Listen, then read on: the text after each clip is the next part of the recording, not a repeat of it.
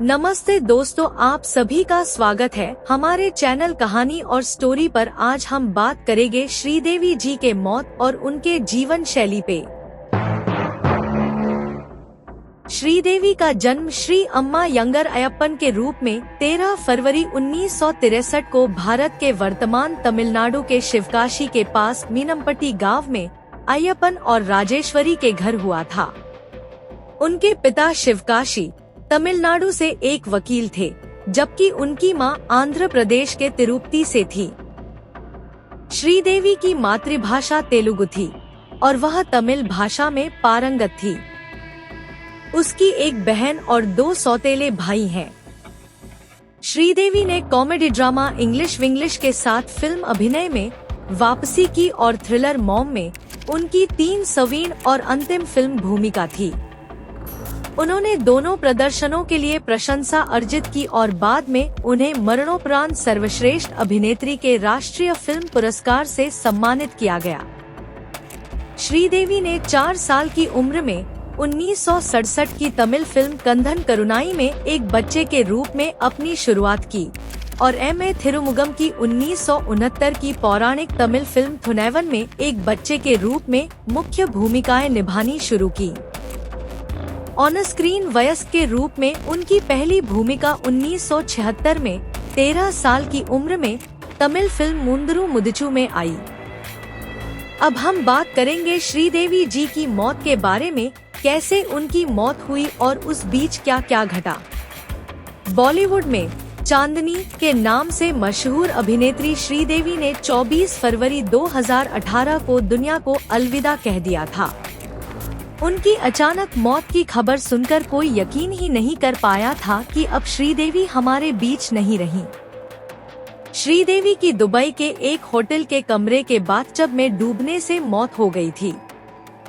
उस वक्त हर किसी की जुबान पर बस एक ही सवाल था कि आखिर उस रात हुआ क्या और अचानक श्रीदेवी की मौत कैसे हो गई। श्रीदेवी के साथ आखिरी समय में उनके पति बोनी कपूर मौजूद थे और उन्होंने ही बताया था कि आखिर उस रात हुआ क्या था।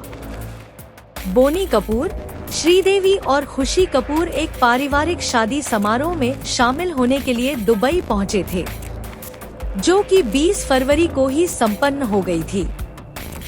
इसके बाद बोनी कपूर किसी काम के कारण लखनऊ आ गए थे और श्रीदेवी दुबई में ही रुक गई थी। इसके बाद 24 फरवरी की रात को श्रीदेवी की लाश को बाथटब में देखकर बोनी कपूर हैरान हो गए थे। उस रात क्या हुआ था और श्रीदेवी से उनकी आखिरी बात क्या हुई, सब कुछ बोनी कपूर ने अपने दोस्त और ट्रेड एनालिस्ट कोमल नाहटा को बताई थी, जिसे कोमल नाहटा ने अपने ब्लॉग में पब्लिश किया था और अपने ट्विटर हैंडल से शेयर भी किया था। बोनी कपूर ने कोमल नाहटा को बताया था कि 24 फरवरी की सुबह मेरी श्रीदेवी से बात हुई, जब उसने मुझे बताया, पापा, श्रीदेवी बोनी को यह कहकर बुलाती थी, मैं आपको मिस कर रही हूँ। लेकिन मैंने उन्हें नहीं बताया कि मैं शाम को उनसे मिलने दुबई आ रहा हूँ। जाह्नवी भी चाहती थी कि मैं दुबई आऊं क्योंकि उसे डर था कि उसकी मां, जिन्हें अकेले रहने की आदत नहीं थी, अपना पासपोर्ट या कोई जरूरी दस्तावेज खो सकती थी। बोनी ने आगे बताया था कि मैं लिविंग रूम में चला गया जबकि श्रीदेवी मास्टर बाथरूम में नहाने और तैयार होने चली गयी। लिविंग रूम में मैं दक्षिण अफ्रीका और भारत के क्रिकेट मैच का अपडेट लेने के लिए टीवी देखने लगा। फिर मुझे यह फिक्र होने लगी कि शनिवार को सभी होटलों में भीड़ होगी। तब करीब 8 बज रहे थे। ऐसे में मैंने श्रीदेवी को लिविंग रूम से ही आवाजें दी। मैंने 2 बार श्रीदेवी को बुलाया, लेकिन उनका कोई जवाब नहीं आया। फिर मैं बेडरूम में आ गया, बाथरूम का दरवाजा खटखटाया और फिर उन्हें आवाज लगाई।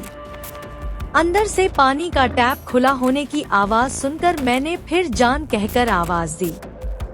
बोनी कपूर ने आगे कहा था कि जब श्रीदेवी का कोई जवाब नहीं आया तो मुझे फिक्र होने लगी और मैंने धक्का देकर दरवाजा खोला। दरवाजा अंदर से बंद नहीं था मैंने देखा कि श्रीदेवी बाथटब में पूरी तरह से डूबी हुई थी और उनके शरीर में कोई हलचल नहीं हो रही थी। कोमल नाहटा ने अपने ब्लॉग में आखिर में लिखा था, जो कुछ हुआ उसके लिए कोई तैयार नहीं था। श्रीदेवी पहले डूबी, फिर बेहोश हुई या पहले बेहोश हुई, फिर डूबी, शायद किसी को पता नहीं लगेगा। बाथटब से थोड़ा सा भी पानी नीचे नहीं गिरा था। श्रीदेवी को शायद 1 मिनट के लिए भी संघर्ष करने का समय नहीं मिला, क्योंकि अगर उन्होंने डूबते हुए अपने हाथ पैर चलाए होते तो थोड़ा पानी टब से बाहर जरूर होता, लेकिन फ्लोर पर बिल्कुल पानी नहीं था। आज तक नहीं पता चल पाया कि श्रीदेवी की मौत किस वजह से हुई।